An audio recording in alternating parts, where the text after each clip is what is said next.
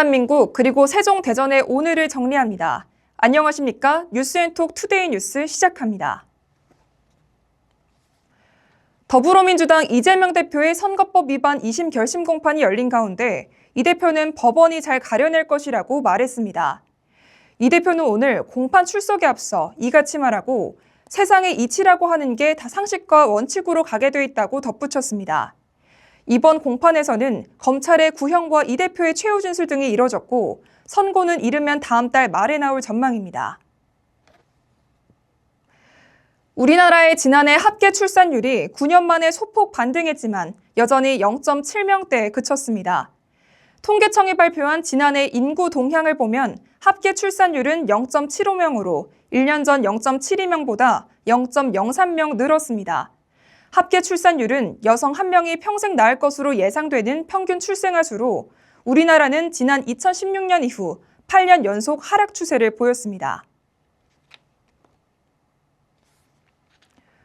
조기 대선 움직임 속에 대통령 집무실의 세종시 설치 목소리가 커지는 가운데 행정수도 세종의 완성을 논의하는 토론회가 열립니다. 세종시는 내일 어진동 지방자치회관에서 행정수도와 자치분권 개헌 토론회를 열 계획이며 우돈기 지방시대위원장과 김순은 서울대 교수가 기조 강연을 실시합니다. 세종시는 이날 토론회가 행정수도로 도약하기 위한 법적 기반을 마련하기 위한 자리라며 향후 개헌 논의 과정에서도 적극 참여하겠다고 밝혔습니다. 응급의학과 전문의 사직으로 응급실 야간 운영을 축소한 세종 충남대병원이 정상화 수순을 밟고 있습니다.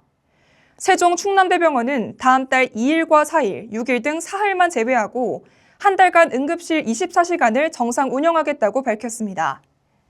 이는 최근 응급의학과 교수 2명을 충원하는 등 인력 수급에 숨통이 트인 덕분으로 병원 측은 조만간 365일 24시간 정상 진료가 가능할 걸로 예상했습니다. 대전시가 국내 최대 규모의 배틀그라운드 모바일 프로 시리즈와 이터널 리턴 프로 정규 시즌을 국내 단독 유치하며 e스포츠 수도의 입지를 다졌습니다. 이 두 대회는 다음 달부터 내년 1월까지 모두 대전 e스포츠 경기장에서 열리며 연간 2만여 명의 오프라인 관람객이 방문할 것으로 예상됩니다. 대전시는 e스포츠 글로벌 메이저 대회와 국내 프로대회 유치 등을 통해 e스포츠 산업을 선도할 계획입니다. 대전시 교육청이 현재 논란이 되고 있는 인공지능 AI 교과서를 학교 자율로 선정해 활용하도록 했습니다. 대전교육청은 오늘 발표한 올해 교육 중점대책 발표에서 이같이 밝히고 또 깊이 있는 학생 맞춤형 교육을 위해 국제 바칼로레아 IB 프로그램을 도입하는 한편 지역 산업과 연계한 대안형 특성화 고등학교 설립도 추진하겠다고 밝혔습니다. 대전 유성경찰서는 음주운전을 하다 적발되자 역주행까지 시도한 50대 A씨를 불구속 송치했습니다. A씨는 지난해 12월 면허정지 수준인 혈중 알코올 농도 0.065% 상태로 대전 유성구 용계동에서 적발됐고 역주행을 하며 도주를 시도했지만 배달 오토바이 기사의 도움을 받은 경찰에 붙잡혔습니다.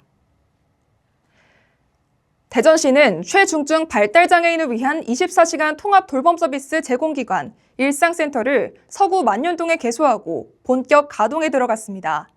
일상센터는 자해와 타해 등 도전적 행동이 극심한 최중증 발달장애인을 대상으로 24시간 맞춤형 돌봄 서비스를 제공하며 월요일부터 금요일까지 낮과 밤으로 나누어 프로그램이 운영됩니다. 지금까지 투데이 뉴스였습니다. 고맙습니다.